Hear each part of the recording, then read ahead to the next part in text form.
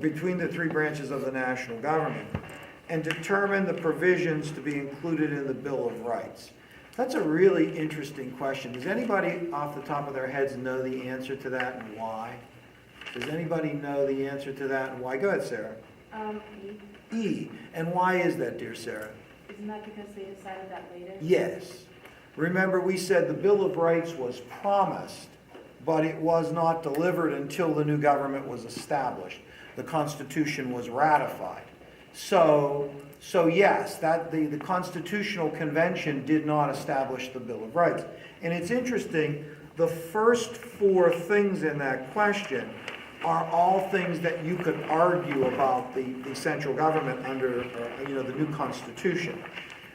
That it satisfied both free and slave states, that it satisfied both large and small states. In terms of satisfying both the large and small states, what would you associate? What compromise, just for fun? Yes, the Connecticut Compromise. Okay, that's good. Go to 44. 44. Do you keep? Have you done them all, or did you just do the ones that I had? So I mean, how many have we? We've done a fair amount of them, have we not? So we did quite a bit of them. So I don't know if we'll get them all or not. Alexander Hamilton's domestic and foreign policies were primarily towards strengthening the federal government by, and so Alexander Hamilton's domestic and foreign policies were directed primarily towards strengthening the federal government by favoring free trade, substituting a parliamentary for federal system of government, averting the United States entangling in European wars, favoring the interest of the proprietary and moneyed class, establishing gold as the sole backing of the United States currency. Boy, that's a hard one, isn't it? Does anybody have any idea as to what they think the correct answer is? Go ahead, dear Alexanders. D. D is correct, right? We know that. We know that when he proposed funding at par and assumption, that part of the intent of that was that this would connect the moneyed classes to the new government. They would benefit by it, but they would also hold a disproportional share of the debt. Go to 29 now. I forgot something in my room. Okay. The Southern economy before the Civil War. So I picked this one too because there were only really two. The Southern economy before the Civil War, increasingly diversified with more industry and more mechanized agriculture, produced more cotton and other crops but did not develop much industry, depended on immigrant labor, produced tobacco and sugar rather than cotton, depended on the North for raw materials. So, I mean, that's kind of a tough one too. Any ideas? Any ideas on that one? Yeah, go ahead, Alan. B. B is correct, right? Wait a minute, 29, yes. It produced cotton, and remember, they didn't start to produce cotton until, and so there we go. Well, now we're getting a nice crowd, are we not, Sabrina? Now there's people coming. They didn't start to produce cotton until the cotton gin. But once the cotton gin was developed by Eli Whitney in 1793, then they fully embraced cotton at the expense of everything else. The Southern economy was pretty much, really, really geared towards cotton, and cotton was dependent on slaves. And so therefore, the South was dependent on slaves. And this, to some extent, kind of explains the Civil War, right? Prior to kind of this dependency on cotton and the influence in cotton, that's very much connected to slavery, there's more discussion in the South about potentially abolishing slavery. After cotton and slavery become entrenched, there's certainly less discussion about that. And eventually there's no discussion about it. Go to 57. Go to 66 first, just for fun, chronologically. Now, these are not things that we talked about in class, but these are things that we will not talk about in our class prior to the AP test. So I thought I'd catch a few of those. And the reason I kind of picked this one is this is something that you might be able to incorporate into that paper that is due on Tuesday. And the question is, the major consequence of the 1973 Yom Kippur War in the Middle East was that it led immediately to a peace treaty between Egypt and Israel signed at Camp David, the nationalization of the Suez Canal by Egypt, the assassination of the Egyptian president Anwar Sadat, an energy crisis sparked by the OPEC embargo of oil to the Western world, and international recognition of the independent country of Israel. Now, the correct answer is D. And those of you that have me for econ, we talked about this. We talked about the OPEC oil embargo. And we talked about the devastating impact that the OPEC oil embargo had. But just quickly, for those of you that did not have us for econ, the deal with OPEC, it was the Organization of Petroleum Exporting Countries. And it was all the countries that exported oil to the world.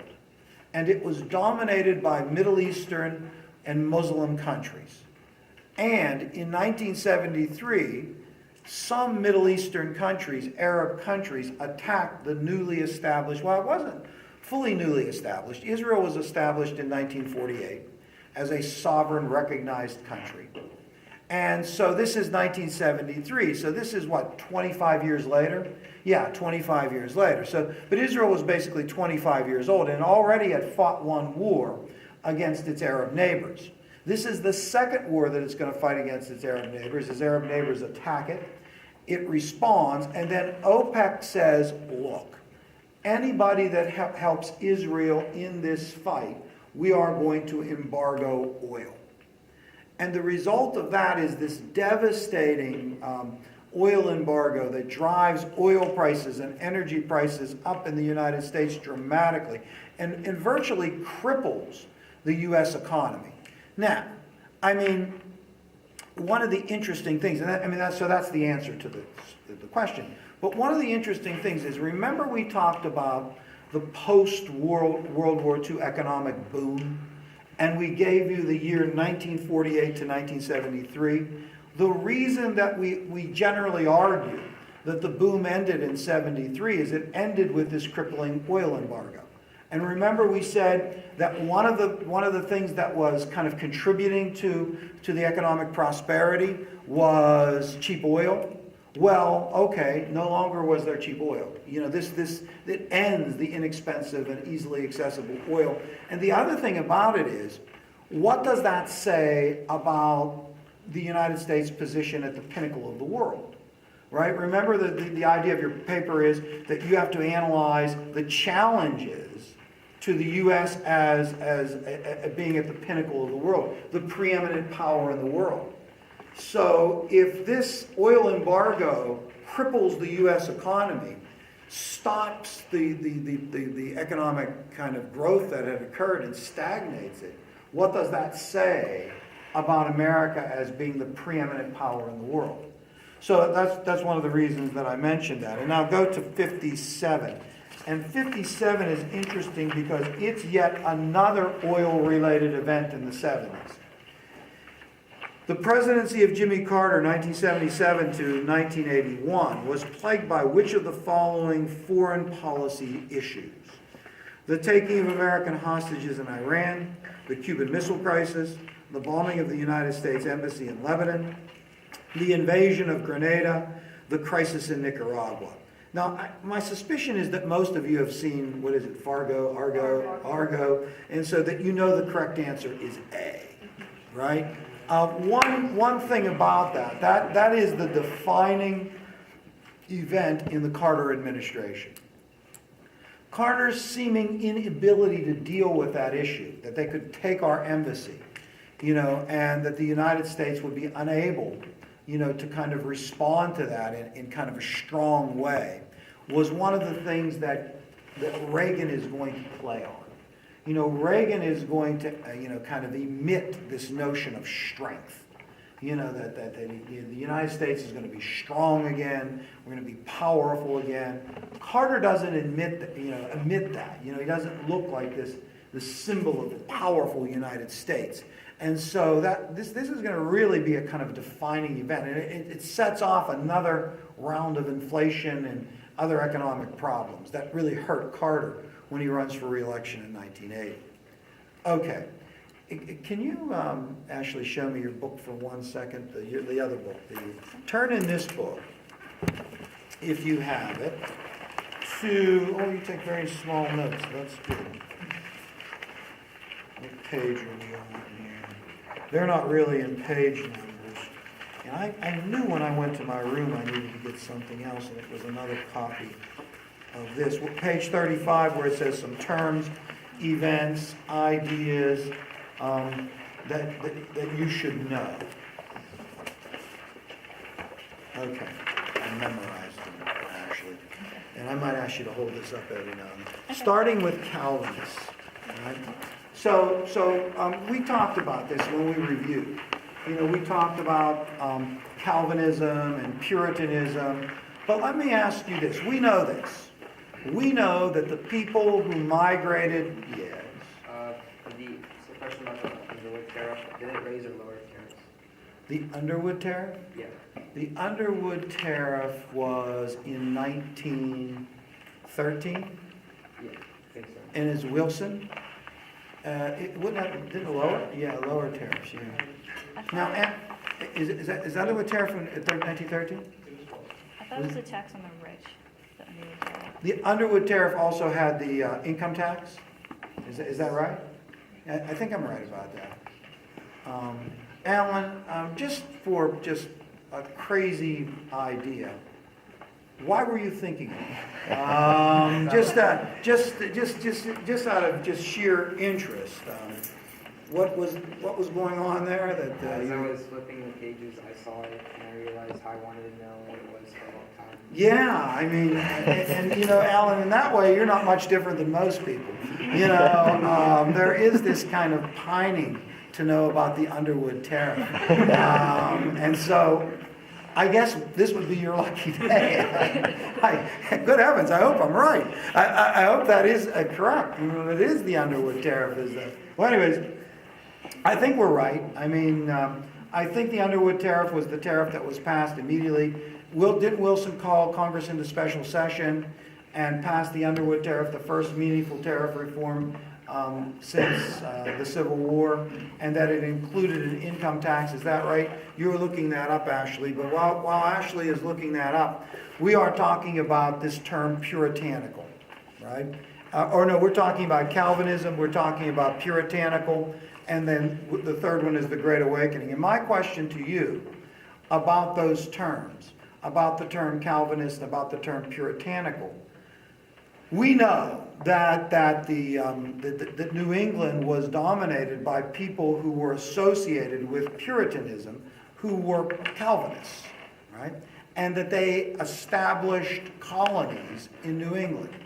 First Plymouth, and then later Massachusetts Bay.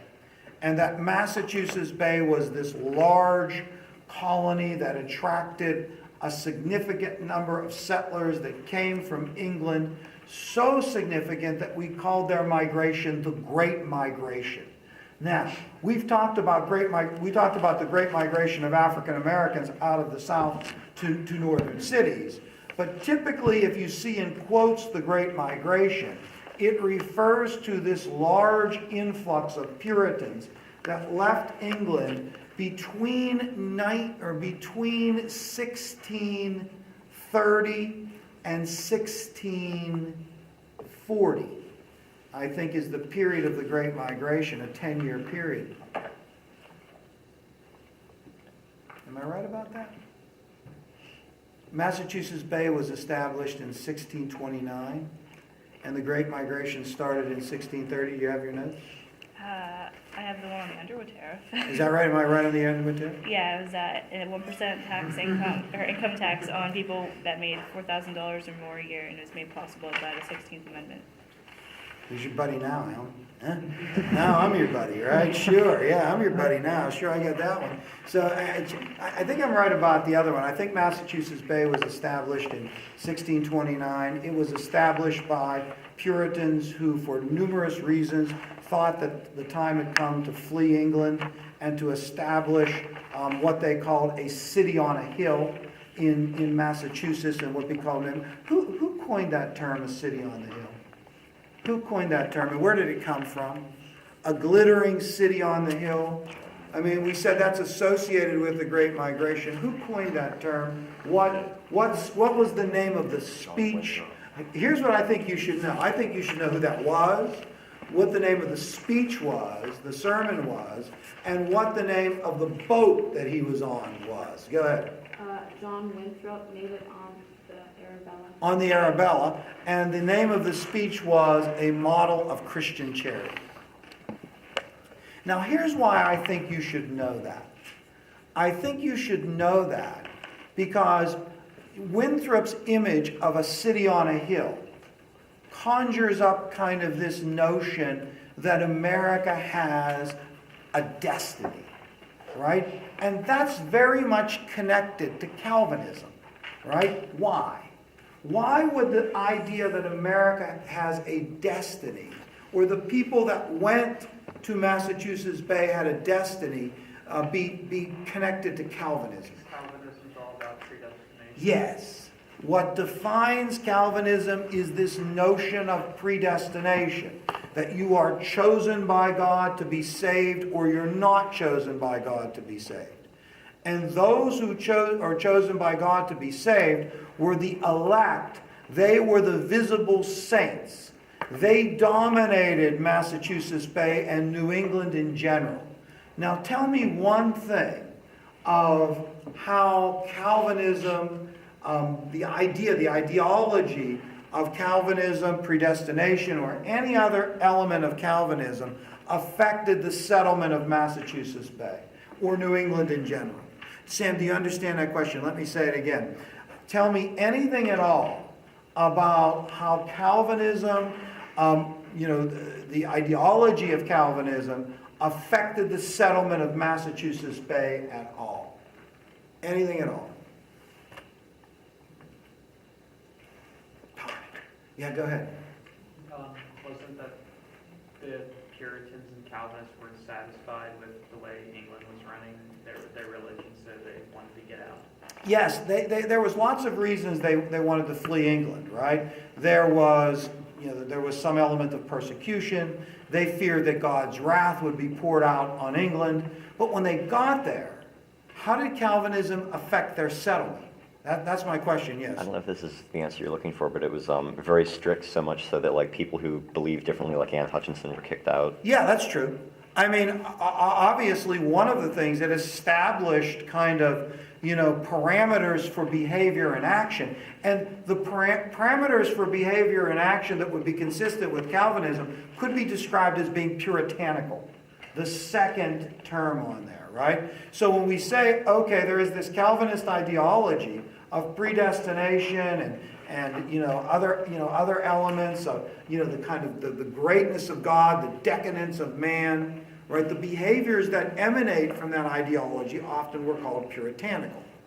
All right, tell me one other thing. There's one other thing I think is important. Yes, go ahead. Weren't like the New England towns real tightly packed, so they were always kind of watching each other? Yes, they settled in towns, right, so that they could scrutinize each other's behavior to make sure, because they really believed that they had this mission to kind of establish this glittering city on the hill, and that everyone had to buy into this and to participate. And they also believed that God would show them favor if they did this, and he would punish them if they didn't. And so it would be important to keep an eye on each other, right? And, in addition to that, I guess you could argue their emphasis on education. This is in New England, they provide the first kind of mandatory public education. Towns over a certain number of people had to have a school. Was also consistent with this because they had to learn to read the Bible and to analyze the Bible and to study the Bible in order to kind of, contribute to establishing this community. Okay, the Great Awakening. Is that right? Third one's Great Awakening? Okay. The Great Awakening. So okay, we've got New England, and we've got this religious fervor there. There's something written there, but how would you characterize the Great Awakening? What would you characterize it as? We talked about this before. What would you characterize the Great Awakening as? Anybody? Yes.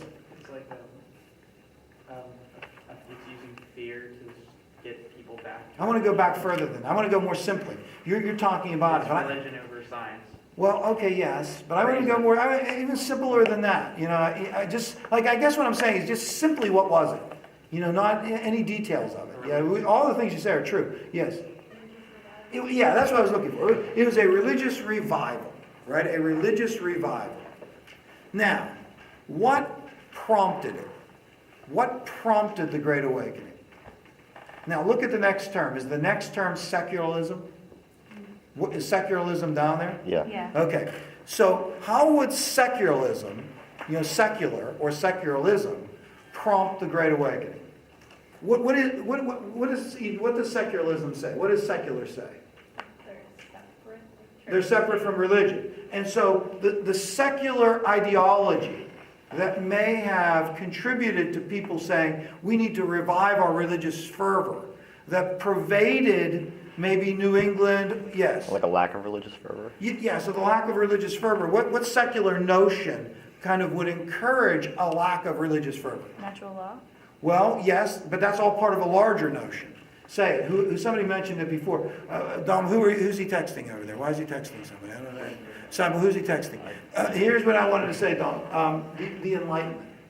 The Enlightenment. So tell me, under secular, put Enlightenment. Tell me now, back to the Alexanders. Tell me one thing about the Enlightenment. John Locke. Okay, that's one good thing. That's not the thing I was looking for. So you have to tell me something else. Yes? So it's reason over religion. So if this kind of notion is prevailing there, reason over religion, counting, I mean, the Enlightenment puts a lot of emphasis on man's ability to figure things out and man's ability to make things better, to make improvements, to push things forward. I mean, the reason you say John Locke, you know, when you talk about the Enlightenment and the idea of natural rights, the idea that the power of government comes from the consent of the governed, which is man, is an enlightened idea. Because prior to that, it was the divine right of kings. You know, look, God gives kings authority over people, and the church reinforces that authority, and that's kind of it, and you follow it because you're no darn good. Right? Well, if you come along and you say, hey, no, you are good. Not only are you good, it is the idea that God gives you rights, that is where the power of government emanates from. That is an enlightened notion. Now, the Enlightenment certainly challenges religion, right? I mean, the idea that God is intimately involved in every action, rewarding the virtuous and punishing the sinners, is kind of assaulted by the Enlightenment that believed that the universe was governed by a set of natural laws that were set in motion by God and that humans could understand using science and reason. So clearly that's going to challenge religious notions. Besides the Enlightenment being secular, you know, kind of materialism is secular. Right? You know, if you kind of think, well, look, I want wealth and I want power and I want things and I'm going to focus on making those things are also going to challenge religious fervor. So to some extent, the Great Awakening is a response to secular ideas like the Enlightenment and ideas like materialism, that money and things are important. And so along come these preachers and teachers that say, oh, no. We've become too cerebral about this. We've become too intellectual about this. What we need to do is feel our circumstance. We need to feel how bad God is, or excuse me, not how bad God is, but how bad man is, and understand how good God is in order to kind of really recognize God's grace in saving us. And so remember, one of the things about the awakening was this religious element this emotional element of it, that you had to kind of feel it. And it was Whitefield that spread this message on the first evangelical tour. And remember, we said that Whitefield was the first American superstar. probably the first person that every American had a familiarity with. And that the Great Awakening, and the First Great Awakening, was the first legitimate American event, right? Because everyone sort of shared in it. If you lived in Massachusetts, you didn't consider yourself an American necessarily. You considered yourself a Massachusettsian, if that's even a word, or a Pennsylvanian, a British subject that lived in a colony, right? This idea of an American identity, right, is being honed with things like the Great Awakening, which was a generally American experience, among other things, right?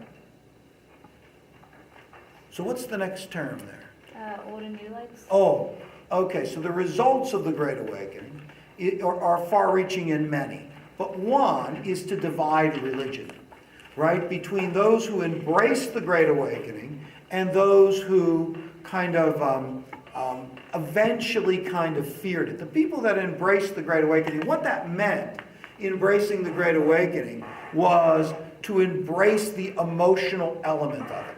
That anybody that was inspired could preach and teach, right? So that was the idea, that it wasn't about thinking about things, and it wasn't about education, it was about inspiration and emotion. So if I'm inspired to teach and preach, I can do that. And if I want to question what somebody else teaches and preaches, then I can do that too. So the new lights challenged, in some cases, the salvation and the religious and theological authority of the established clergy. There's your buddy, Garnes. We were worried about you, right? Of the established clergy. So, okay, right? Okay.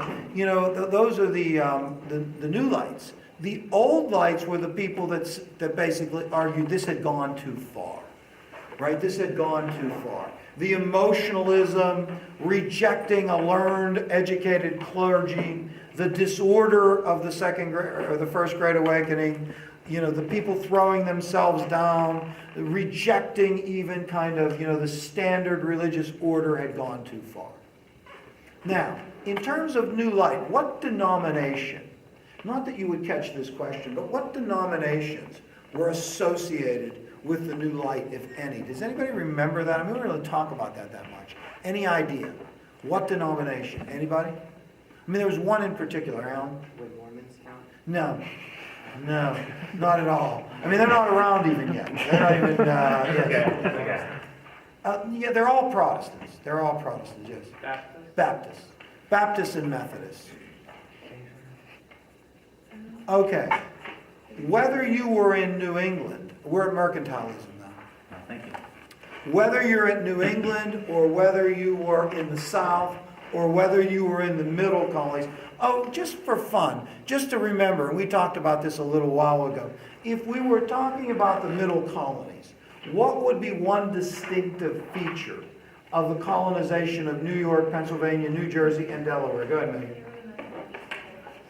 Yes, they were the most ethnically diverse and religiously diverse as well. And what just for fun again, even though we covered this before, what were the big ethnic groups, European ethnic groups that constituted that? Go ahead. Scots-Irish. Scots-Irish and Dutch? Germans. Oh, okay. Remember, the Germans are the Pennsylvania Dutch in Pennsylvania. Okay, now. Whether you were in the middle colonies or whether you were in New England or in the southern colonies, you were a part of an economic ideology called mercantilism. I don't know if it's in the definition there, but what was the primary objective of mercantilism? Favorable balance. A favorable balance of trade. And how was that to be accomplished, dear Ashley? You export more than you import? You export more than you would import. And how was that accomplished? Creating more exports than imports, yes. Taxes and tariffs. Yeah, yes, I mean, that's not about, I mean, it could be taxes and tariffs. I mean, it would be government regulation, right? Government would regulate or attempt to regulate the economy so that the colonies would buy only from whom, Janet? The colonies would buy only from, The mother country? yes, exactly, from England, and the colonies would sell only to, say it again, Janet, The mother. the mother country. So the colonies would buy all of the finished products from England. And in order to encourage them to do that, Sarah, there would be taxes and tariffs and other kinds of trade regulations. And then they would only be allowed to sell certain enumerated products to England. Like what? What would be an example of a product that they could only sell to England in the colonial period? Yes? Tobacco would be an enumerated product. And so the colonial economies were geared to connect into this system, right? Where they would do the things that England could not do for themselves. What part of colonial America fit the best into the mercantilistic system? Yes. The South. Yes, the plantation South, which raises an interesting question. I mean, then what part of colonial America fit the worst, say it, Seibel, into this system? Like Massachusetts? Yes, Massachusetts and in New England, because they didn't have anything, right? They didn't have anything. They were small farmers, they were traders, and eventually they were smugglers. Yet, both Virginia and Massachusetts are going to join together in support of independence, which is sort of interesting. You know, and I think I have an explanation for that. I think the Virginians, obviously the Bostonians, are going to be troubled by England trying to regulate what they think is in their trade interests. But and you know, we talked about that at length. But I think that the Virginians are going to resent their dependency on Britain. That Britain makes them dependent on them. I mean, you've got to sell it to us. You've got to buy from us. They are dependent. And if you read like things that Washington writes, you know, he talks about the British being, our lords and masters, right? And he's always suspicious that the British agents are cheating him, that they're not giving as much for his tobacco as he should be getting, and they're charging him too much for the final products that he's buying. So he kind of resents this dependency. And on some level, the revolution is a revolution, well, on some level, on a big level, the revolution is a revolution against mercantilism. And when mercantilism is rejected and the new country is established, what kind of economic system is embraced in America post 1776? Not mercantilism. Free trade. Yeah, free market or capitalistic.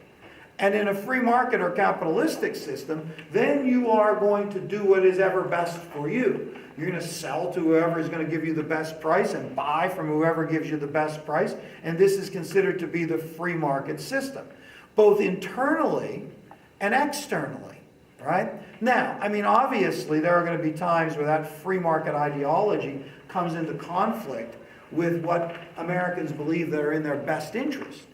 Particularly, you know, with tariffs and other things, you know, I mean, and that's going to be a big issue. Is that the last term on that? There's natural rights under that. Okay, let's do that one and then we'll take a 5-minute break, all right?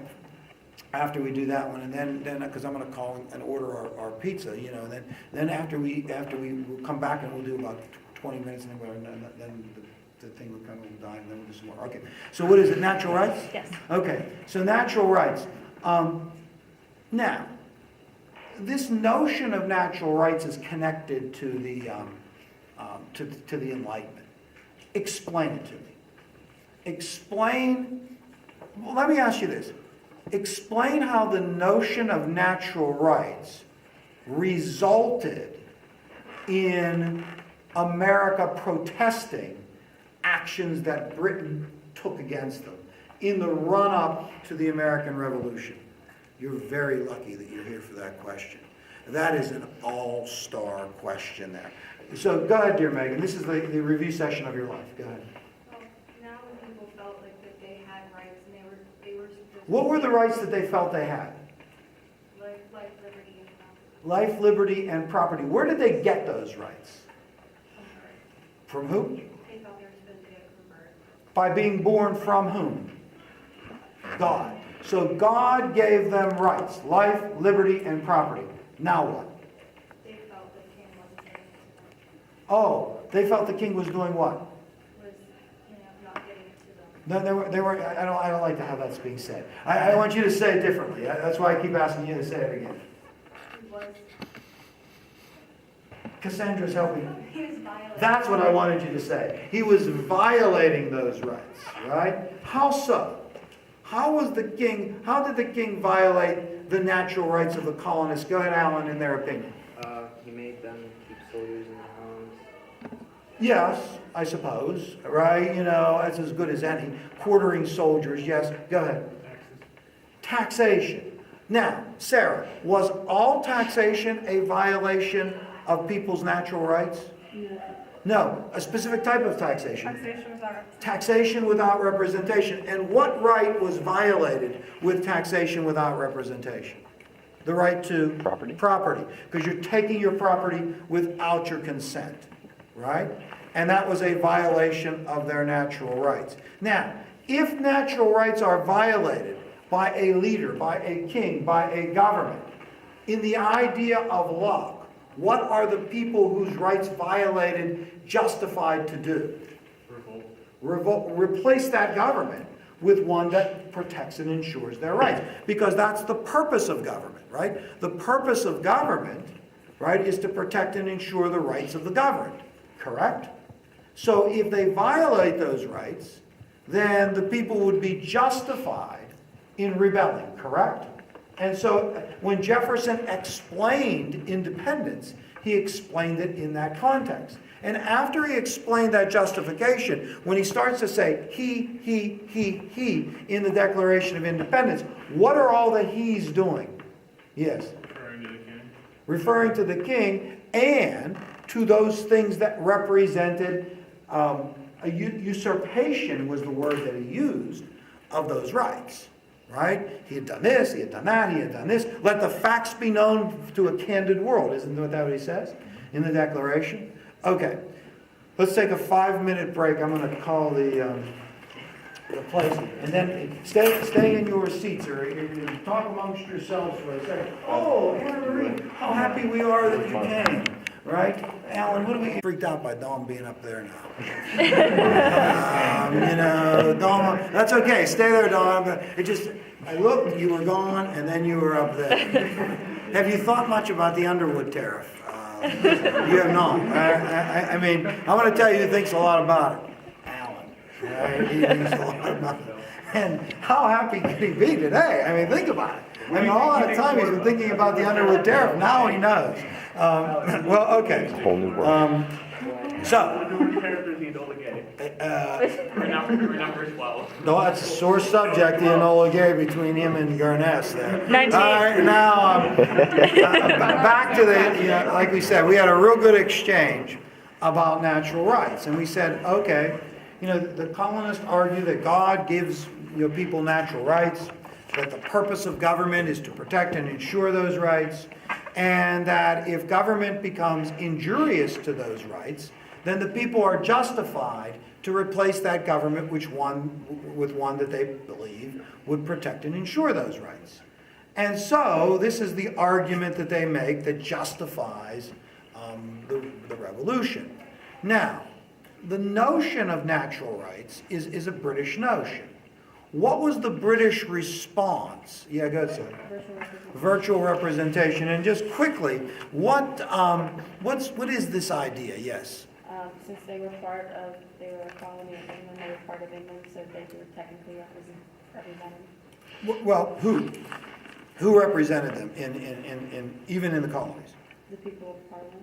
Parliament, yes. So Parliament had elected representatives. The colonists argued that they didn't elect any of the members of Parliament. So hence, Parliament didn't represent them. The British argument was it didn't matter whether those people were elected directly by the colonists. They virtually represented everyone in the empire. The colonists obviously don't buy this, and so the result is the American Revolution, right? Now, in talking about the American Revolution, we went through that, we talked about the aftermath of the Revolution, and what we said was, the biggest challenge in the aftermath of the Revolution was building a government that would be consistent with protecting the ideas of the revolution, the notions of the revolution.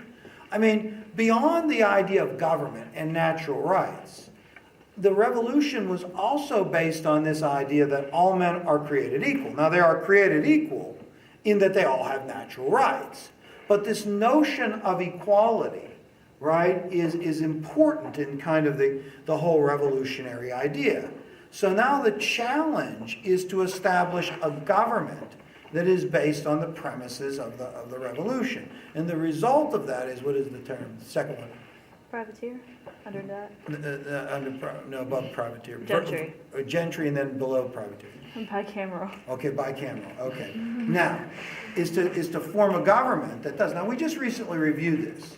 And, we talked about, how each of the individual states, were asked by the Continental Congress to kind of form new state governments that would represent their people, and that all the states did that. And then the Continental Congress, attempted to form a central government, right? And that was established with the Articles of Confederation. Now, one of the things that we said was that the Articles of Confederation had a unicameral legislature, and each of the individual 13 states had a bicameral legislature. Unicameral means one house and implies equality. If you think about it, in the Articles of Confederation, in Congress, who was represented in Congress under the Articles of Confederation? Yes. States. The states. And those states were all equal, correct? Hence, you only needed one house of Congress.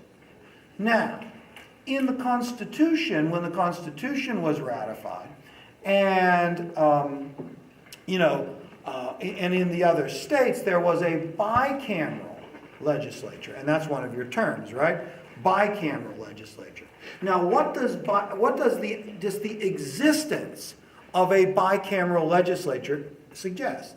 And there's an upper and lower class that need to be. Yes, that there are two types of people, an upper and lower class. And the upper class, in some places, particularly in the South, were often called the gentry. These were better sorts of people. Now, social stratification, this notion of social stratification, or a term you might see on the AP test is the social fabric, is the relationship between the various classes, the distinctions in classes. Now, what distinguishes the colonies and America once it's established is not that it's a classless society. America, the colonies aren't classless. There is a gentry. There is an upper class, right? There is an underclass. There is a yeoman's class of people, right? What then does? We say that America is different than Britain in terms of its social stratification. Yet America has an upper class. Clearly, George Washington was part of the upper class. Clearly, Thomas Jefferson was part of the upper class, as was even people like John Hancock, part of the upper class. But, John Hancock would never have been associated with Crispus Attucks, right? Does anybody happen to know who Crispus Attucks was? Yes. A mulatto shot in the butt. Powerfully built mulatto. Right? That's right. There was a shot. Yeah, powerfully built mulatto. So yes, but more than anyone else. But so there is classes. So then how did America distinguish themselves from England in terms of class distinction if both England and the United States had classes? You had the ability to move up in the classes. Yes, America's class structure was fluid, right? What was the term that was used to describe the standard? Yes? Social mobility? Yes, social mobility, but this is I asked the question poorly. Meritocracy. What does the term meritocracy mean? If I say America had a It's meritocracy, a society based on merit. yes, that you established yourself in the upper class, not by what? How did you establish yourself in the upper class in England? Or in France? Or in any other place of Europe? You were born into it by blood, right? So there was not a titled nobility. There wasn't a hereditary nobility in America, but there was an upper class, right? There was an upper class, and that upper class was based on merit. In the South, it was the Tidewater gentry, the people that owned the large plantations that dominated that society. In New England, it was the merchants like John Hancock and others that were large merchants and sometimes, big traders, regardless of what they were trading. In the southern or in the middle colonies, it was the same. Merchants and others that would have large amounts of money that would ascend to the upper class. The yeoman class would be what we would say today would be the middle class. And what distinguished America from other places was the size and the prosperity of the yeoman class. The yeoman class of people in America had a distinction. What was it? And their prosperity was linked to something that was unique for people like them. What was it? Does anybody, yes? It was agriculture, but in terms of agriculture, what was true? Maybe I'm answering this question poorly. I guess what I wanted to say is they owned land. Few places in the world was the access to available arable land so easy as it was in America, which results in a sort of energy. Another element of the American identity is kind of an energy and optimism. Right? An energy that if you put your mind to things, there's opportunity. And that also generates sort of this optimism. Well, that's a lot to say for gentry, right? Now, there's a term there called privateer. I have no way to connect that to anything, right? I'm just going to describe, and the next term is assumption, right? It's at the very bottom, but we have the Great Compromise and indemnity. Okay. So let's talk about privateer. I have no way to connect that to anything. A privateer is a private vessel that basically serves to stop enemy merchant shipping. So, okay, you are fighting a war with England, right? And they're shipping products, they're shipping contraband. And you want to stop that. But you don't have a big enough navy to do that. You tell private vessels, hey, you're an American private vessel. Go out, if you find the British ship, take their stuff. So you are a privateer. You're almost like a state-sponsored pirate, right? So I don't even know why I put that word there, to be honest. I have no idea why I put it there. It must have made sense to me at the time. It doesn't now. But what does make sense is that we would get to the Great Compromise. And we talked about that earlier. If we're talking about building a government, obviously, the idea was, and the imagery sometimes that that is used, and it's actually Lincoln that uses this, is that the Declaration of Independence is the apple, right? It is the apple.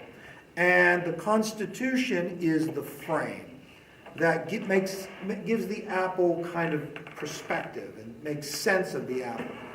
But, what's most important is the apple. So the first frame we had around the apple was the Articles of Confederation. And the apple didn't look too good, right, in that frame. And so then we replaced that frame with the Constitution, which was intended to enhance and beautify the apple, right? So the Constitution we talked about at length kind of recently. The Great Compromise is the compromise between large and small states. It is in quotation marks. And we said it was a compromise between the Virginia Plan and the New Jersey Plan. And that compromise was accomplished by the Connecticut Compromise or the Great Compromise. So we've been over that a couple of times. So then the next term is Indemnity. an indemnity.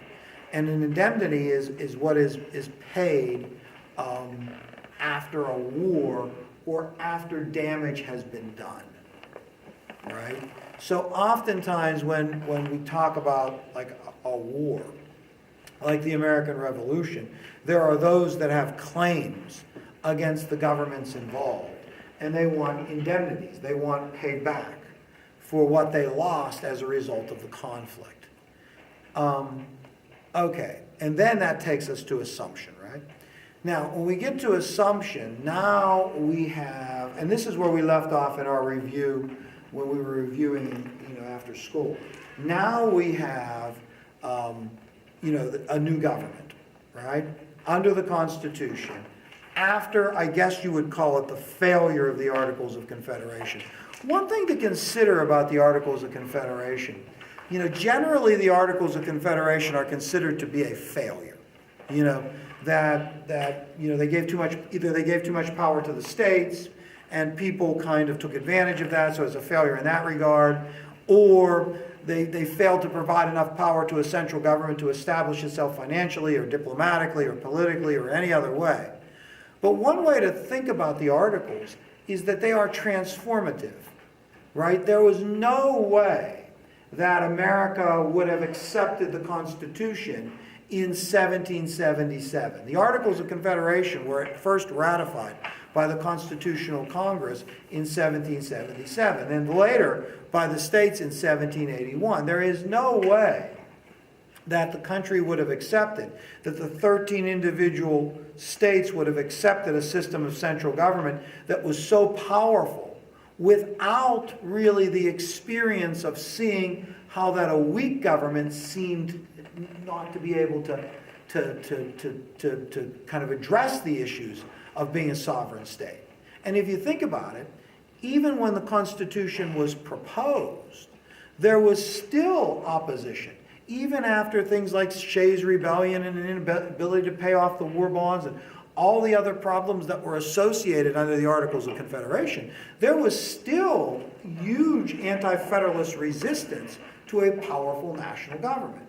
And that resistance, that fear of a powerful national government is seen in the controversy over assumption, right? Assumption is this idea that this new government created under the Constitution would assume the debts, the obligations of the states. And we said that, look, that proposal that Hamilton made, among other proposals, to assume the obligations of the states, right, was controversial because it would enrich the speculators who would already being enriched by funding at par. And it was also controversial because it seemed like evidence that this new powerful national government was going to, was going to overtake the states. That was the big fear, that the states would lose themselves, that they would just become part of this larger national government, and this national government would represent the individuals in the states as well as their own individual state governments. So you could see how assumption would be something that those who feared this, the anti-federalist sentiment, were concerned about, right? But assumption does pass, and it passes largely on that compromise between Hamilton and Jefferson and Madison that results in that federal district being located on the banks of the Potomac and assumption being passed. Now, what's the next? Isolationism. Isolationism? Okay. Now, what's the one after? Another revolution. Okay, good. All right, so now we have, kind of the issues in Washington's administration. And we have Hamilton's financial proposals. And we're going to come back to this on Thursday when we review, or Tuesday when we review again. I mean, those financial proposals are going to result in kind of bitter partisan disputes that last from Washington's, from the beginning sort of, or from the time that those proposals are made, right up until Jefferson's election, right? So the 1790s are distinctive for kind of a contentious political environment, right? Remember, none of the founders kind of anticipated permanent political factions. They didn't think that would happen, that there would be permanent political factions. They thought that there would be factions, but they would be shifting political factions. They didn't think that there would be permanent political factions. So when they were established in the 1790s, the controversy between these groups was really, really quite assertive, you know. I mean, there were terrible things said about each other, and part of it was domestic. And in terms of domestic, you know, the domestic issues really boiled down to this: the size and the strength and the influence of the national government. I mean, that's the issue. The size, the strength, and the issue of and the influence of the national government. With the Federalists supporting a powerful national government that would use its powers to build the nation, to strengthen and build the nation. A strong army, a big navy, you know, taxes, paying their debts, and the Republicans fearing that that powerful central government would at some point would jeopardize their liberties. Now, that domestic dispute spills over into foreign affairs, over the French Revolution, right? Now, we'll talk about that a little bit also on Tuesday. But the other issue becomes, once the French Revolution breaks out, and this kind of draws attention onto the issues in the United States, with the Federalists fearing the anarchy and chaos of too much influence in the hands of the people, and the Federalists kind of, or the Republicans kind of suggesting that the excesses of the French Revolution are necessities to be sort of, or not necessities, are kind of extravagance that have to be understood, you know. But the other element of it was that although Americans took sides in the French Revolution, the issue came home to them because of an alliance the United States had to sign with France, or didn't have to sign, or signed with France in the aftermath of the Battle of Saratoga. So in the Battle of Saratoga, 1777, 1777, a year later, or not a year later, the next year, the Saratoga was in September, we signed a formal alliance with the French. And that alliance was military. We were obliged to support France if they were attacked in the Caribbean. You know, we were obliged to align ourselves with the French if they fought the British. Now, the French Revolution ends up with France, revolutionary France, fighting England. And the controversy over what the United States should do as a result of this is a very contentious one. Should we fulfill our treaty obligations and support the French? Or should we ignore our treaty obligations that would ultimately aid Britain? What should we do? And that really becomes, you know, really, you know, an accelerant to the conflict that occurred between the parties.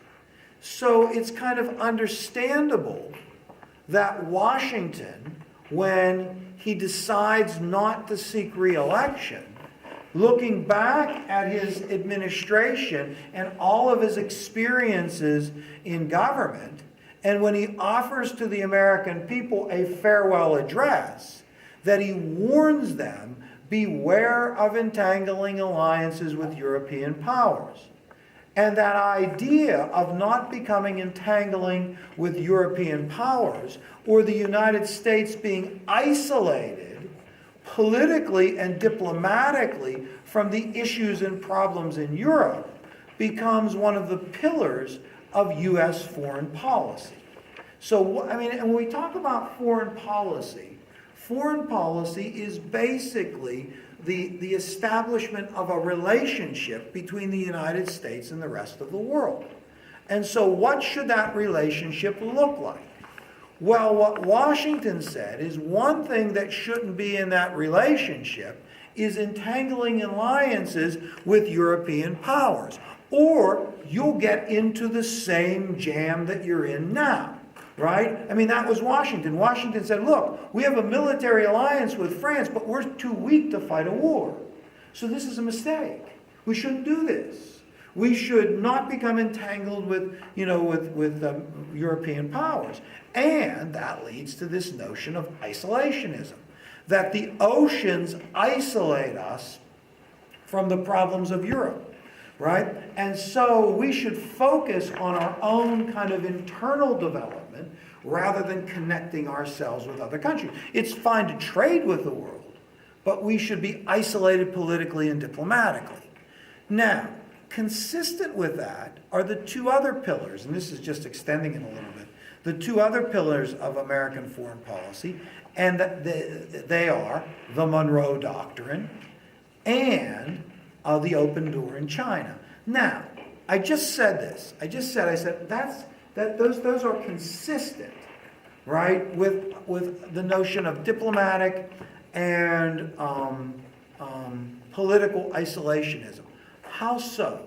How is the Monroe Doctrine and the open door with China consistent with this idea of isolationism? I mean, that's go ahead, Curtis. The Monroe Doctrine was European powers should not colonize North America. Right. The Monroe Doctrine is that warning that was issued by the President Monroe that future colonization of the Western Hemisphere was closed, right? And that European powers should not attempt to reestablish colonies in the Western Hemisphere. And if they did, we would see this as an unfriendly act. You would have to fight us. I think that's consistent with isolationism because it's kind of consistent with the oceans or the border. And Latin and Central America are on this side of the ocean, which is our sphere of influence. And then what did the open door in China say? What did the open door in China say? Go ahead, Al. Keep China open to everybody for trade. Free and fair trade in China. Now, isolationism was never economic. We never wanted to be isolated economically. We always wanted to trade. We wanted the world to buy from us.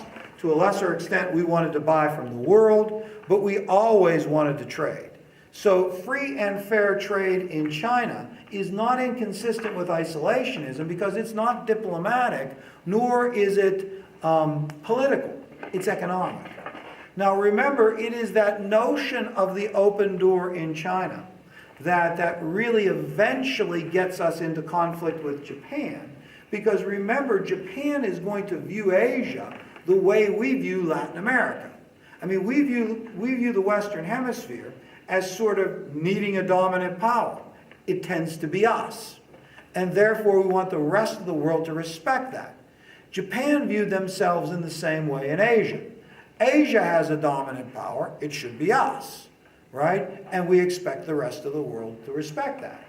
We seem not to respect that when we demand that they withdraw from China, right? They can't figure out why we would be so interested. We don't have much, economic influence in China.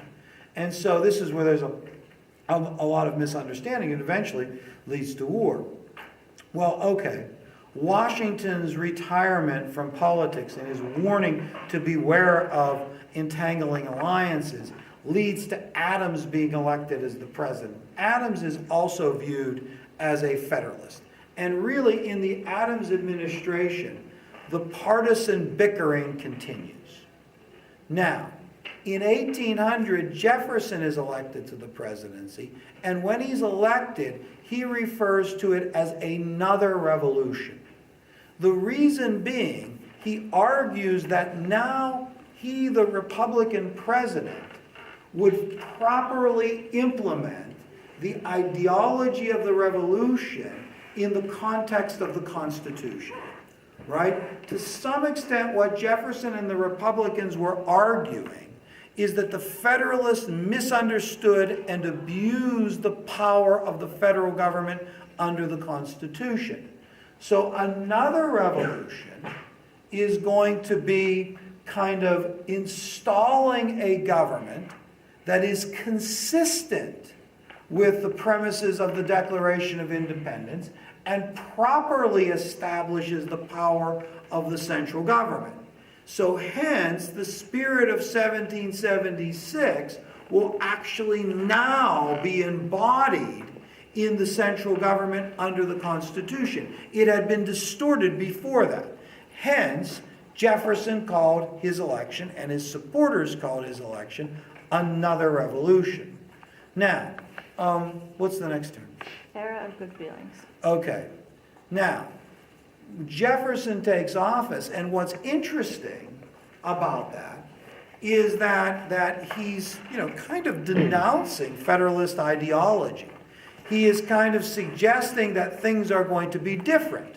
That now, with he, the president, with the Republican ideology, the power and the strength of the national government is going to be limited, and, the power and the strength of the states and the individuals enhanced. But we argue that a lot of things that Jefferson did were inconsistent with this ideology. What was the biggest thing that he might have done that was inconsistent with the ideology of kind of a limited national government? Alexander's? Louisiana Purchase. Yes, the Louisiana Purchase. Now, does anybody remember why? Yeah, go ahead, Garnes. Haitian Revolution is the reason. Oh, no, not why the Louisiana Purchase occurred, but why the idea of the Louisiana Purchase would be inconsistent with Jefferson's ideology. There's no saying that the federal government can buy property. So nowhere in the Constitution did it say that the national government had the authority to make such a substantial purchase of property for a foreign nation. Therefore, the United States government couldn't do it. What ideology of the Constitution is that called? If he says, if it's not in there, you can't do it, what's that called? The strict interpretation of the Constitution. And who originally supported the strict interpretation of the Constitution? The Federalists or the Republicans? The Republicans. The Republicans. And Jefferson was a Republican. If you broadly interpret the Constitution, then you could say that, you could buy this property. Jefferson ignores the strict interpretation of the Constitution, sends the treaty to purchase Louisiana to the Senate that ratifies it, and the size of the country doubles. That man has a question. Did he get a lot of flack for doing that at the time? Actually, some Federalists kind of were, inconsistently critical of him, because the Federalists would be inconsistent in being critical of him. But why would it be reasonable for the Federalists to fear expansion? Why would it be reasonable for the Federalists to fear expansion? Go ahead, Tristan. Because the country was doing would have to do with twice as much land capital organizing. No, I don't think it was that. I don't think it was that. Go ahead, Alan. Their states would be less powerful. Who states? Federalists. So that implies something. I agree with you. But what does that imply? Go ahead, Garnes. The Federalist Party would lose political power. Yes. And that implies something. What does it imply? Well, Jefferson's Republicans believe that you're limiting federal government, but if you're limiting it while expanding the territory, it's making the government weaker as a result, because you have less check, less Maybe. you're not seeing much of this. Maybe. But those states that came into the Union from the Louisiana Purchase, what would they likely be? Federalist states or Republican states? Republican. Why? Why would those states be Republican? Yes. Because the majority of the population of the state are farmers. Farmers. They were going to be this great, and Jefferson called it the Empire of Liberty, right? So these new states would come into the Union, and these new states would be largely agrarian, and the agrarian interests tended to be more supportive of the Republicans and more suspicious of the urban interests, the financial interests of the big cities. Right? So the Federalists had reason not to want to see the country expand. And the Republicans had reason to want to see it expand. Right? Now, there are other things that Jefferson does, and the Republicans do that are inconsistent with the idea of a limited national government. Remember, they are going to pass in 1807 the Embargo Act. What's the next term? After the era of good feelings is platform and then American system. Okay, well, let's talk about the Embargo Act before we do the era of good feelings. So they passed the Embargo Act in 1807, and the Embargo Act is a response to what? Does anybody remember the Embargo Act was a response to something? I mean, why embargo? Go ahead, Sarah. Was it like England was trying, like our merchant vessels? Yes. Yeah, they were stopping our vessels and pressing our sailors. Why were they doing that, Alexander? We weren't supporting them. Well, it was the Napoleonic Wars, right? It was the Napoleonic Wars. And so here's this idea of kind of neutrality, that we are neutral. And it's also a notion of sovereignty, right? You know, we're a sovereign, neutral country, and you have to respect that, right? You have to respect our neutrality, and you have to respect our sovereignty. And by England boarding American vessels and just extracting American sailors, we resented, right, this action. And so Jefferson tries to deal with that with an economic embargo, which is fairly intrusive and fails. Eventually, our problem of establishing kind of our neutrality and sovereignty leads to what? What's the eventuality of this neutrality problem? War of 1812? The War of 1812. And after the War of 1812, sometimes that's called a second war for American independence. Largely because it seems like this is the assertion of this new country's sovereignty. Look, we are willing to fight, for our neutrality. We are willing to fight England, right, in order to assert our neutrality. And, obviously the War of 1812 doesn't end fully the way we want it to. But it does end with this kind of surge of nationalism. What's probably the most important battle in the War of 1812? Go ahead, Garnes. Battle of New Orleans. Battle of New Orleans. Sabrina, who was the victorious? Oh, I bet you that's the guy from the. How do you do this? Hello? Hello? Okay, I'm coming. All right. Okay, I'll be right out. Thanks. All right, we're going to take a break now. Sabrina, you can come up with that answer. Okay. All right. Just continue as you've been, continue to eat and drink. And so we have about maybe 25 more minutes. That I promise you will end at 6 o'clock.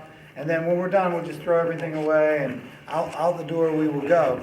But prior to our break, we were talking with Sabrina about who the successful general was at the Battle of New Orleans. And Sabrina, you came up with that answer. Who was it? Jackson. Andrew Jackson.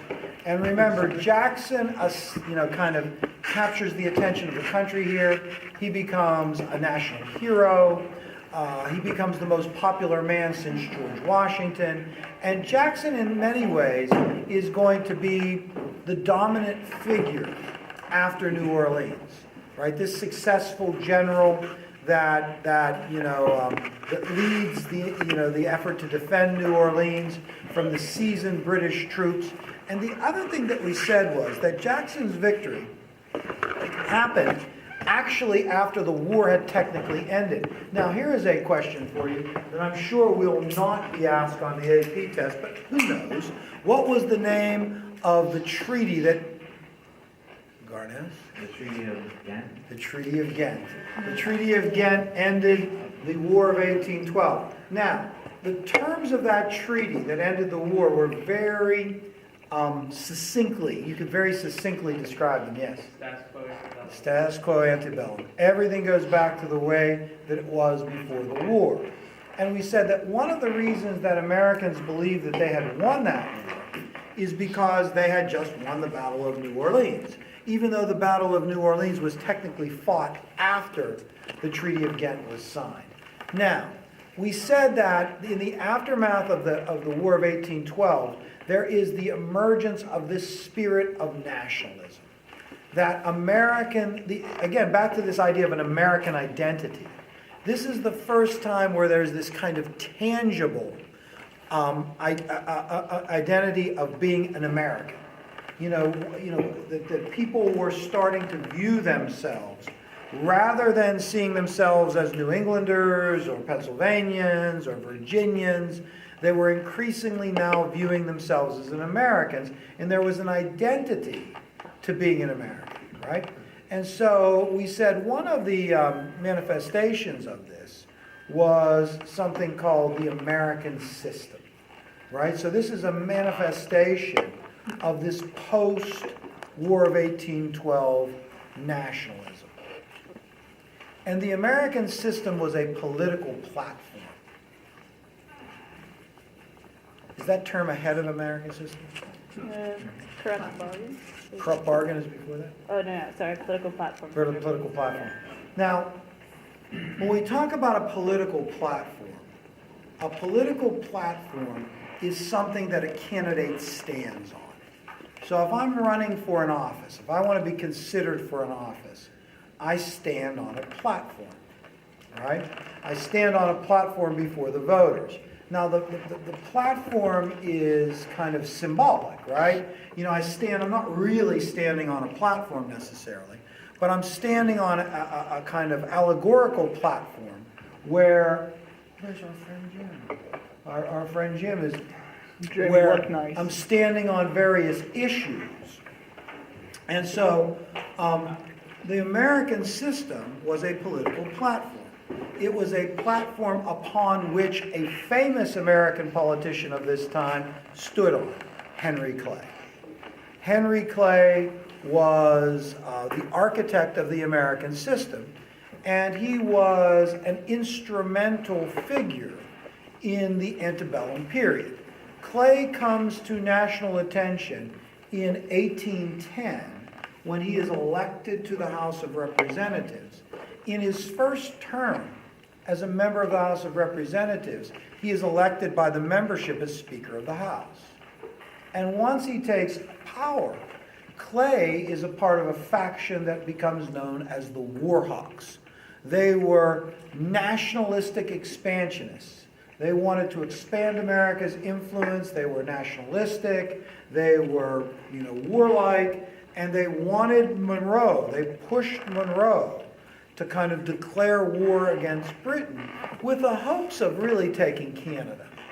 In the aftermath of the war, failing to take Canada, the Warhawks, the nationalistic Warhawks, are going to advocate an American system. So rather than having to worry about trade with England and the other countries, now we would have an internal system. And the idea of the American system was to kind of segment the country into economic regions.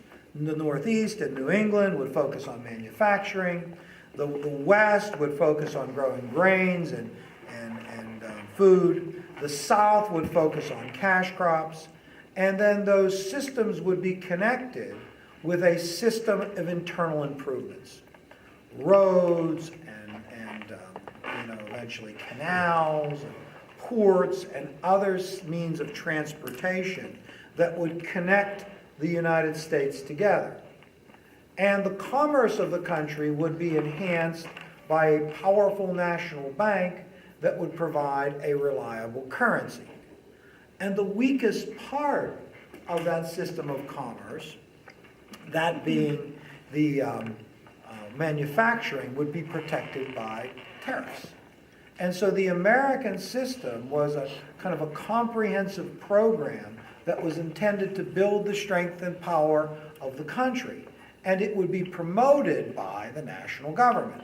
And Clay was the architect and leading advocate of this throughout his entire political career. Now, at first, in the immediate aftermath of the War of 1812, in this spirit of nationalism, the opponents of the war, who were the Federalists, right, were somewhat discredited. Right? I mean, people were feeling good about the country, about their victory, the American system was advocating building the nation. The Federalists, who had been in some cases treasonously opposed to the war, were somewhat discredited. I mean, there was this kind of really important symbolic meeting towards the end of the war that symbolized kind of the opposition of the war and the lengths that the Federalists would kind of go to sort of undermine the war, and their fears about a government that was dominated by Republicans and Southern and Western interests. Does anybody remember the name of the meeting? It was in December of 1813. Anybody remember? It's kind of important, yes. The Hartford Convention. The Hartford Convention represented kind of the Federalist opposition to the War of 1812. Anybody remember what came of it? Came of the Hartford Convention? They proposed a series of constitutional amendments that would protect New England from, future future, trade embargoes and wars like the War of 1812. And there was an implication that maybe New England would secede. So it's kind of interesting. The first section of the country that kind of proposed or even suggested secession was not the South, but it was New England, in the Hartford Convention. Well, the Hartford Convention was discredited, and there was after the Battle of New Orleans, and the supporters of the Federalists were discredited. And for this period of time, the Federalist Party is so discredited, and the Republicans embrace so much of the ideology of the Federalists that the Federalist Party fades. And we call this interlude that roughly corresponds with the administrations of James Monroe, the era of good feelings. And the era of good feelings is an 8-year period where there is not really organized opposition to the Republican Party on the national level. In 1820, remember, there is no opposition to Monroe for re-election. Yes? Wasn't Monroe the first guy to not wear a wig? Wasn't he the first president to not wear a wig? No, he's the last president to wear a wig. Whoa, there you go. That's exactly right, Carnes. He was the last president to wear a powdered wig. See, your enemy came back to bite you, didn't he, Alan? Now, you've been thinking about that and the Underwood tip. Yeah, that's all right. Don't worry, Alan, you'll get him on the court. Yeah, that's right, yes. Taking a page from the book of Allen, how did the First National Bank of the United States die? It just died. It was only chartered for 20 years. And so, and that's significant because it is Republicans that charter the second Bank of the United States. The first Bank of the United States was only chartered for 20 years. It died in 1811, 20 years after it was chartered. Then 5 years later, in 1816, in the Monroe administration, a second Bank of the United States was chartered for another 20-year period. Right? So it was chartered for 20 years. It's going to go out of existence in the Jackson administration. But yeah, it went out of existence. But the idea that the Republicans chartered that bank, that second Bank of the United States, is an indication of the era of good feelings. The era of good feelings is not only a lack of opposition to the Republicans, but it's a lot of the Federalist ideas, like a second Bank of the United States, like tariffs, like internal improvements. These were all Federalist ideas. The American system on some level was really an embodiment of Federalist ideology. We're being embraced by Republicans, right? Now, for 8 years, there's sort of a consensus to this. But in 1924, after Monroe serves 2 terms, and he is old, he's like 69 years old when his second term comes up. And remember, Washington had served 2 terms, Jefferson had served 2 terms, Madison had served 2 terms, now Monroe had served 2 terms, and it became a tradition. It was not constitutional.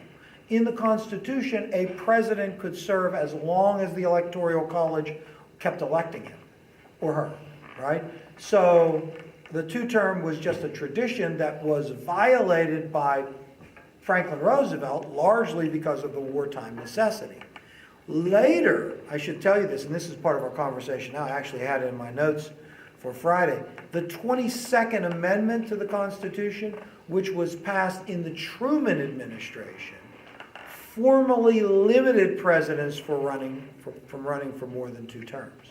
So the 22nd Amendment is the 2-term tradition being enthroned. And it did not apply to Truman.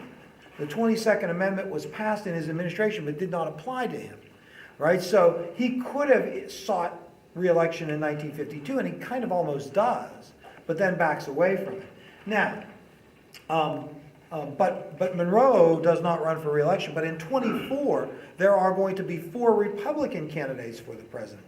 Jackson, right, from Tennessee, Clay from Kentucky and the American System, William Crawford, who is the Secretary of Treasury from Georgia, who is also a Republican, and John Quincy Adams, who was arguably the most successful Secretary of State in American history. Remember, it had been John Quincy Adams that had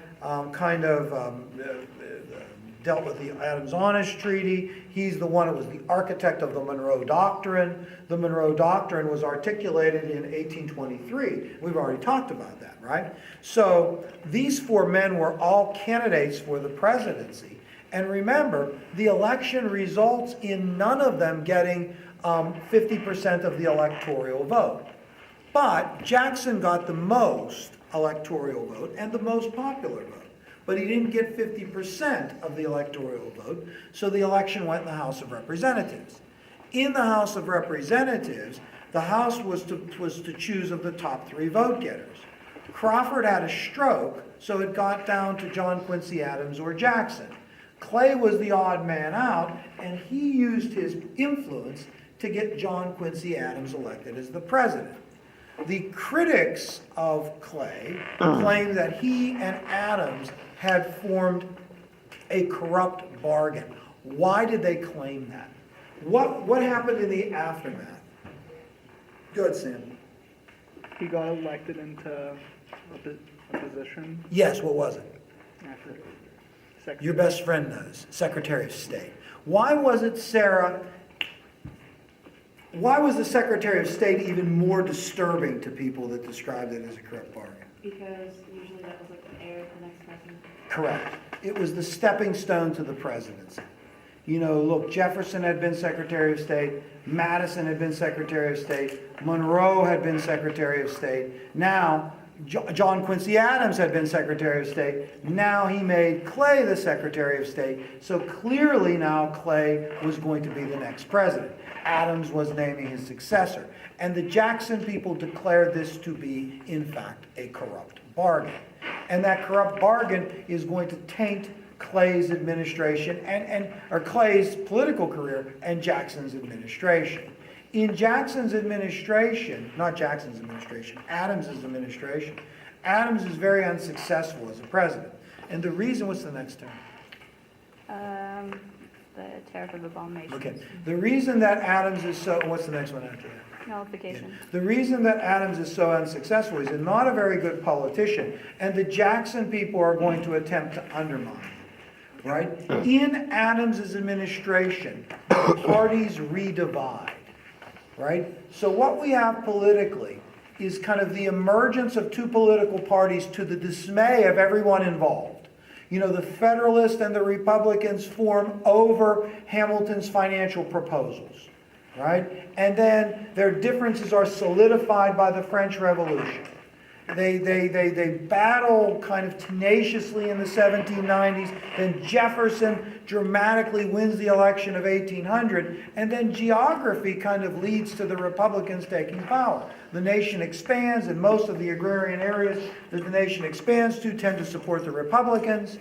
Right? And so, look, but those Republicans struggle with our neutrality. And eventually it is Monroe that gets us into the War of 1812. And in the aftermath of that war, you know, we get this kind of sense of nationalism along with the Republicans kind of conceding that some of the Federalist ideas were necessary.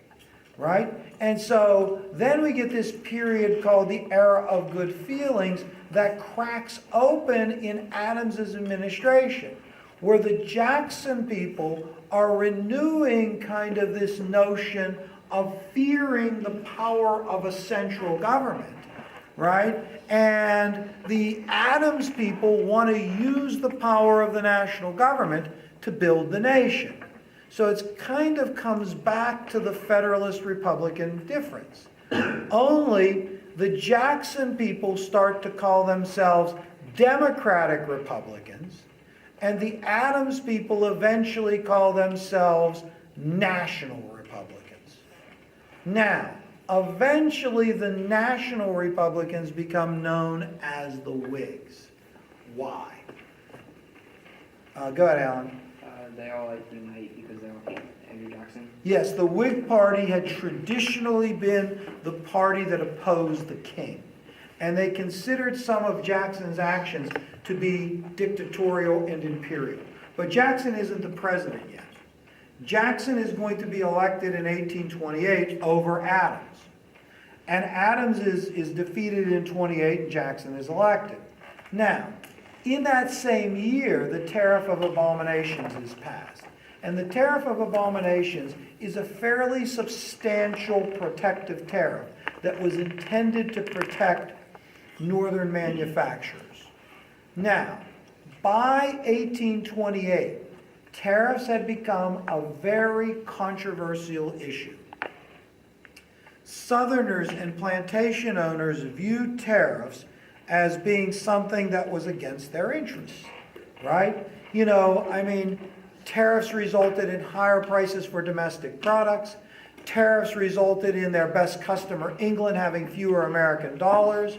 Southerners rightly understood that high tariffs meant lower prices for their cotton and higher prices for the products that they bought. They didn't think it was fair that the federal government would pass legislation that would benefit some at the expense of others. So the tariff becomes an issue that eventually gets to kind of, okay, well, all right, you know, if you pass this piece of legislation, it's going to benefit some and not others. So it gets to the issue that maybe the national government should never do that. Maybe the national government should be kind of unintrusive, that it shouldn't do things to exacerbate inequalities, right? I mean, this is kind of the Jacksonian notion. The Jacksonian notion, he best kind of articulates this in his bank veto. And we're not to that yet because we haven't even elected Jackson. But Jackson best articulates, you know, his idea that there are these inherent kind of inequalities amongst people because of different levels of ability, because of different circumstances and luck and other things. And that's just to be accepted. But the national government shouldn't make it worse. And things like a national bank that benefits some and not others make it worse. And things like the Tariff of Abomination that benefits some and not others make it worse.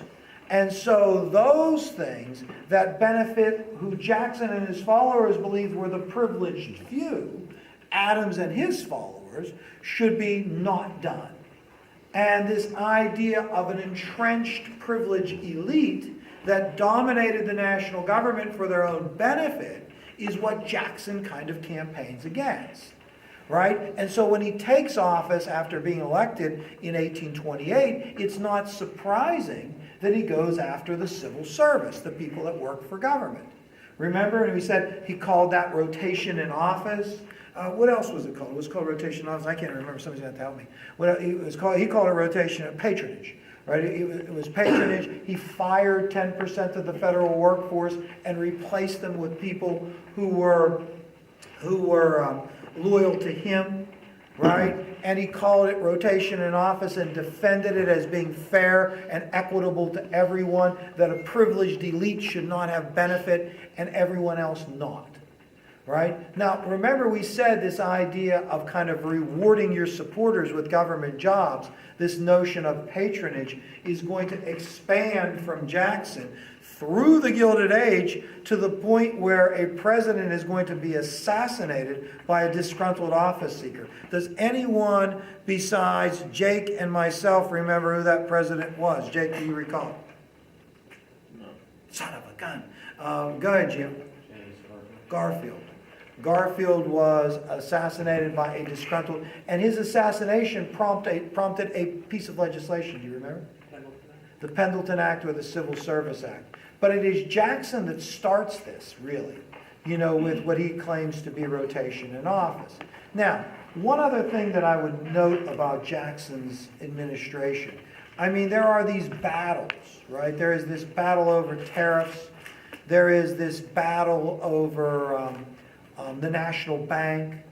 But probably the most important thing that happens in Jackson's first term is a battle over Indian removal. And in 1830, Jackson, over the protestations of a lot of people, is going to urge Congress to pass the Indian Removal Act. Now, ultimately, what did the Indian Removal Act provide for? Go ahead, the dozing Garness. Pushing tribes west of Mississippi. Yes. Taking the Native Americans that were east of the Mississippi, forcing them to move west of the Mississippi. Why would Jackson want to do that?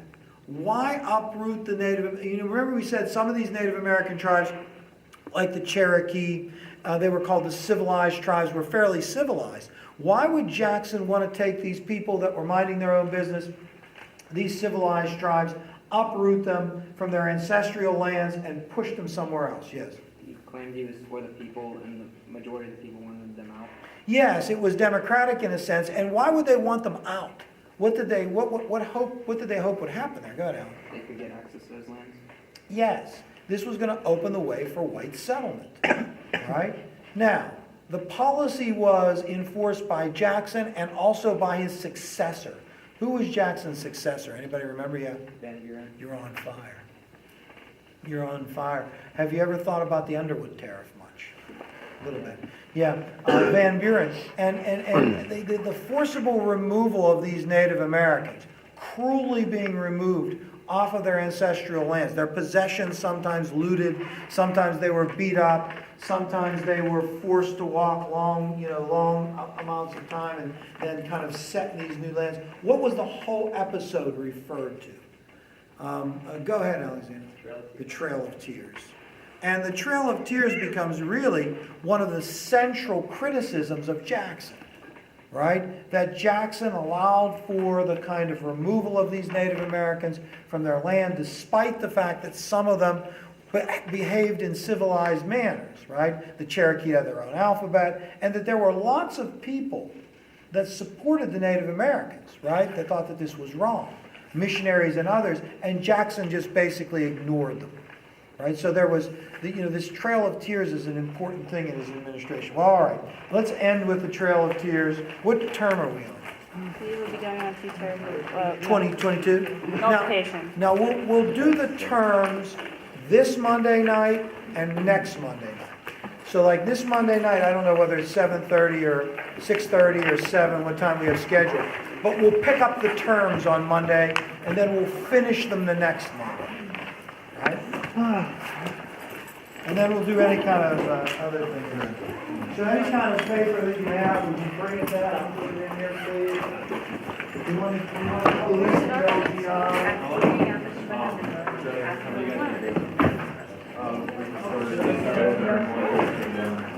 Good.